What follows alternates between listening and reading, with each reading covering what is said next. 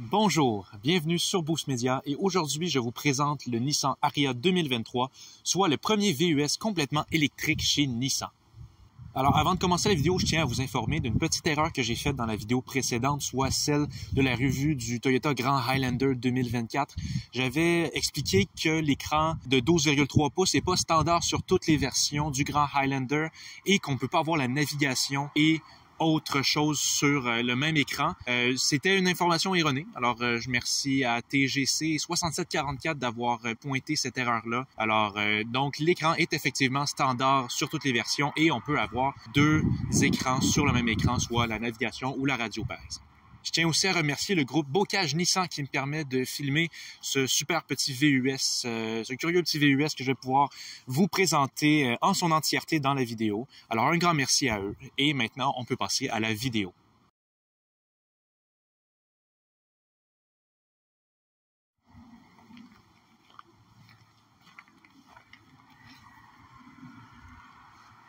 Alors, qu'est-ce que c'est exactement le Nissan Ariya?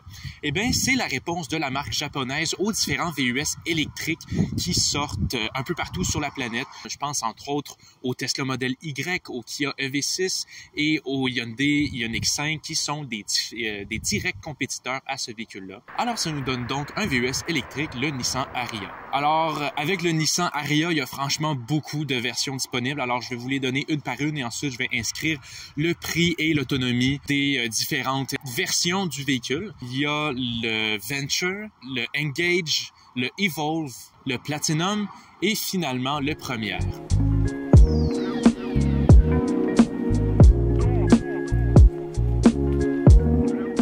Et toutes ces versions-là avec différentes sous-versions qui offrent plus ou moins d'autonomie, dépendamment de laquelle. Celui-là, précisément, étant un Platinum, on n'a pas la version la plus haute, mais juste en dessous. Alors, on a un véhicule qui est très bien équipé pour vous le présenter et le passer en revue aujourd'hui. Oh. Nous voici maintenant à l'intérieur du Nissan Ariya et on voit tout de suite que l'intérieur suit l'aspect design de l'extérieur. On se sent tout de suite dans un endroit plus premium qu'une simple voiture électrique. L'intérieur est très bien, très simple. Il n'y a pas grand-chose qui se passe. Il n'y a pas énormément de boutons. Il y a juste ce qu'il faut et j'adore ça avec ce véhicule-là. Je trouve que c'est très intéressant. Il y a aussi toutes sortes de petits détails qui reviennent dans la voiture, dont je vais parler plus en détail plus tard, mais je peux commencer par, dans les portes, on a une sorte de décoration, de pièces de décoration avec un pattern. Mais c'est pas simplement pour être là puis faire joli, faire de la texture, c'est rétro-éclairé. Alors le soir, quand la voiture est en fonction, on voit que c'est légèrement éclairé puis ça rajoute de l'ambiance, une ambiance zen. Et ce pattern-là en particulier est censé évoquer les lanternes japonaises traditionnelles. Alors tout pour donner un peu plus d'ambiance puis se rappeler qu'on est dans un véhicule décidément japonais. Si on se concentre du côté de la console, ou je pourrais même dire la table à café mobile, parce que c'est pas juste une console régulière. Avec deux petits boutons du côté conducteur, on peut déplacer la console, ce qu'on ne trouve jamais dans les autres véhicules, évidemment. Ça va nous permettre d'avancer à l'avant ou à l'arrière pour faire des ajustements selon votre confort. Et ça peut également servir de table pour les passagers à l'arrière si on la recule au maximum, parce qu'elle est quand même pas mal ajustable. Ça se rend très loin à l'arrière, très loin à l'avant. Alors ça donne plein de configurabilité pour la console. Mais c'est pas la seule chose qui est remarquable avec la console du Nissan Ariya. Si on se concentre dans la zone du levier de vitesse, qui d'ailleurs fonctionne tout à fait normalement, bien qu'il ait l'air un petit peu étrange, on a simplement besoin d'aller vers l'arrière pour choisir Drive et vers l'avant pour choisir Reverse, avec un bouton pour choisir Park sur le dessus du levier. Si on regarde juste en dessous, on aperçoit des sortes d'icônes. Et ces icônes-là, c'est des boutons. Alors, des boutons à capacité haptique, ça va nous permettre de choisir les différents modes de conduite et aussi quelques fonctionnalités dont je n'ai pas la connaissance pour le moment. Et si on regarde juste en dessous de ces boutons-là, on voit deux icônes. On pourrait croire que c'est pour la boîte à gants, mais la boîte à gants, on peut l'ouvrir à partir du tableau de bord. Eh bien, ces deux boutons-là, ça permet d'ouvrir un compartiment dissimulé dans le tableau de bord au centre de la console. Si on l'ouvre,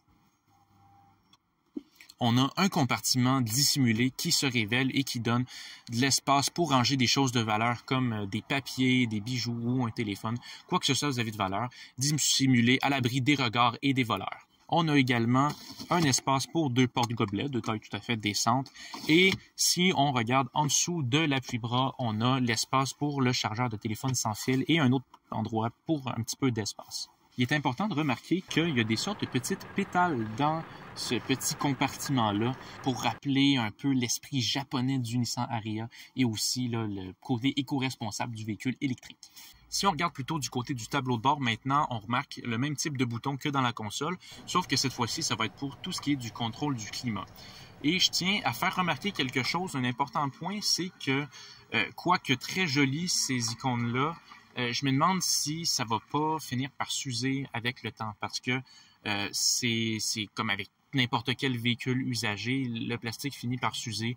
Et bien que ce soit un vinyle résistant, j'ai peur que ça finisse par s'user puis que ça paraisse moins, qu'on voit là, la trace du temps qui passe dessus, puis que ça finit par défaire un peu l'effet minimaliste et très simple que veut avoir Nissan avec ce style-là.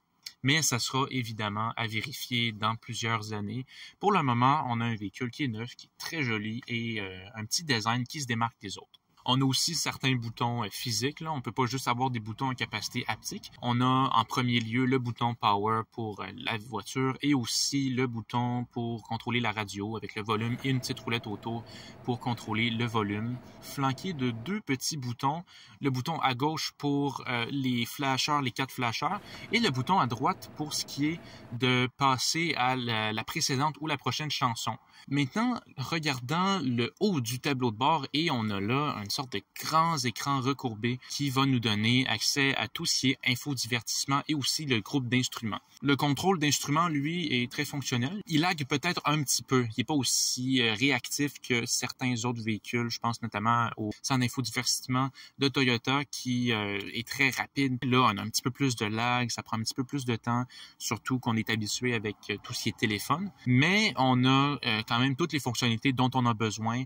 On peut avoir la radio et aussi la navigation à droite. Il y a une deuxième chose que je trouve qui est dommage avec le tableau de bord, c'est que c'est dans seulement le centre d'infodivertissement qu'on a accès au contrôle des sièges chauffants. Alors, il faut aller dans un menu, ensuite choisir quel siège on veut changer. Mais heureusement, il y a un mode automatique. Alors, si la voiture détecte que vous avez choisi une température exacte, mais qui fait trop froid ou trop chaud, ben là, ça va venir ajuster la température automatiquement. Alors, ça évite de tout le temps aller dans ce menu-là précis juste pour activer les sièges chauffants. Si on passe du côté du groupe d'instruments, on a un groupe d'instruments qui est très configurable. On peut voir les différents modes qu'on choisit à travers la console, soit sport, standard, éco et snow. Et on peut également choisir si on veut voir la navigation dans l'écran ou l'état du véhicule, différentes informations. On ne peut pas en avoir 2 en même temps. Il faut nécessairement choisir entre la navigation ou l'état du véhicule, mais on a quand même une très bonne configurabilité qu'on retrouve dans pas tous les véhicules. Alors au moins ce véhicule-là en est équipé. On a aussi, petite commodité, un heads-up display. Super fonctionnel. Encore là, on a la vitesse et souvent la limitation de vitesse. Grâce à un système de localisation GPS, c'est capable de savoir c'est quoi la limitation de vitesse sur la route sur laquelle vous conduisez. Un peu d'informations, mais encore là, toutes les informations dont on a besoin pour un heads-up display fonctionnel. Également, un autre détail qui se retrouve maintenant dans le rétroviseur, qui est normalement un miroir. Si on bouge ce petit levier-là, là, ça va devenir un écran et on va pouvoir voir à l'arrière que vous ayez des choses ou pas. Comme ça, vous avez une excellente visibilité. La caméra n'est pas d'aussi bonne qualité que certains compétiteurs, mais on a une très bonne fonctionnalité et c'est toujours plus pratique que d'avoir rien du tout, c'est certain. Passons maintenant à l'arrière du véhicule. Et bien que les matériaux soient peut-être un petit peu moins intéressants, on ait moins de luxe qu'en avant, par exemple, si on regarde ici là, la garniture qu'on retrouve en avant aussi, là en arrière, elle n'est pas rétro-éclairée, mais on retrouve l'allure minimaliste et moderne du Nissan Ariya à l'arrière et on retrouve aussi, surprenamment, beaucoup d'espace. Mais quand on y pense, c'est pas nécessairement surprenant parce que bien qu'on ait les pieds un peu plus relevés. Quand on a un véhicule électrique, on n'a pas de moteur à l'avant. Alors, ça me permet d'allonger un petit peu la cabine et d'avoir un peu plus d'espace pour les personnes. Et ça nous donne comme ça beaucoup d'espace pour les jambes. Ça me donne de l'espace pour la tête, relativement moins que d'autres parce que c'est sûr que je fais 6 pieds. Alors, j'ai moins d'espace que d'autres personnes. Mettons que quelqu'un de 5 pieds 8 ou 5 pieds 9 serait en masse confortable ici. Moi, je fais 6 pieds. Alors, si je m'étire vraiment, j'accroche. Mais malgré tout, on a beaucoup d'espace. On est quand même très confortable aussi. Les sièges sont super confortables. Et franchement, rien à dire de plus. Pour l'arrière, on a un arrière qui est super correct, très confortable. Puis je suis certain que si jamais vous faites de la route avec des amis ou de la famille, les personnes à l'arrière du véhicule seront confortables pour toute la durée du trajet. Si maintenant on se concentre dans le coffre du Nissan Ariya, et on peut voir qu'il y a quand même une bonne quantité d'espace. C'est sûr que c'est pas autant d'espace qu'un Nissan Rogue ou un Nissan Pathfinder qui sont des plus gros VUS et dont l'espace est pas grugé par la batterie du véhicule, étant donné que c'est des véhicules à essence. Là, on a un véhicule électrique, alors le plancher va être nécessairement un peu plus haut. Mais on a quand même une bonne quantité d'espace. On a aussi une sorte de panneau pour cacher les contenus du coffre. Alors, pour l'intimité, c'est plutôt pratique. Et si on regarde en dessous du sol, on peut voir plusieurs compartiments pour toutes sortes de choses utilitaires. Alors, c'est bien pratique. On a également des petits compartiments sur les côtés du coffre, juste en arrière des roues, pour mettre des bouteilles de fluide X pour votre véhicule ou n'importe quoi qui serait utile au bon fonctionnement de votre voiture. Il y a également des petits crochets dans les 4 coins du coffre pour installer peut-être un filet ou quelque chose qu'on n'a pas besoin qui se déplace dans le coffre puis qui endommage notre objet ou qui s'endommage lui-même. Alors, c'est bien pratique. Ça permet de garder le chargement bien en sécurité et tenu en place sécuritairement. Alors, malheureusement, je ne pourrais pas faire de test de conduite aujourd'hui pour le Nissan Ariya 2023. Alors, j'espère que ça vous dérangera pas trop. Vous comprendrez que, évidemment, avec le début de la chaîne, j'ai pas toutes les ressources dont j'aimerais pouvoir bénéficier. Alors, il n'y aura pas de test de conduite, malheureusement, pour aujourd'hui. Par exemple, je vais vous faire un résumé de la voiture, finalement, de voir comment ça a été de passer cette voiture-là en revue et quel genre de véhicule c'est. Alors, pour résumer, le Nissan Ariya, c'est un beau petit VUS électrique de la marque japonaise qui entre dans une compétition, selon moi, loyale avec le Tesla Model Y, le Kia EV6 et le Hyundai Ioniq 5. Chacun a ses qualités et ses défauts. Je pense que celui-là complète cette section-là des petits VUS électriques. C'est un véhicule qui a une très belle allure, qui a des belles proportions, qui a une quantité décente de fonctionnalités, qui a beaucoup d'espace aussi pour transporter des personnes. Ça ne va pas être un véhicule, évidemment, ça va pas être un transporteur de personnes au même titre qu'un Toyota Grand Highlander ou un Honda Pilot où là, on a 3 rangées de sièges. Mais si vous avez juste besoin de cette taille-là de véhicule, vous n'avez pas besoin d'un véhicule immense. C'est un véhicule qui est parfait pour ça. On a une très bonne autonomie, dépendamment des différentes versions.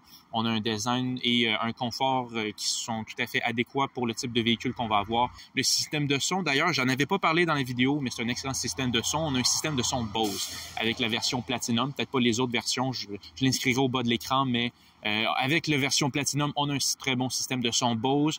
Et étant donné que j'ai pas pu faire de test de conduite, je pourrais pas dire si ça se conduit mieux que d'autres, mais je peux vous dire que c'est un véhicule que j'ai trouvé agréable à tourner. Et je pense que ça va être un excellent véhicule qui va franchement venir juste compléter la sélection de véhicules électriques. Alors, j'espère que vous avez aimé la vidéo. Je vous invite à vous abonner, à me laisser un j'aime sur la vidéo si vous l'avez appréciée. Encore une fois, je vous demande, si jamais il y a des informations qui ont été erronées ou des choses dont j'ai pas parlé ou dont j'ai trop parlé, n'hésitez pas à me le dire dans les commentaires. Ça va me faire plaisir de me corriger dans la prochaine vidéo ou trouver un moyen pour rectifier le tir. Et je vous souhaite une bonne soirée.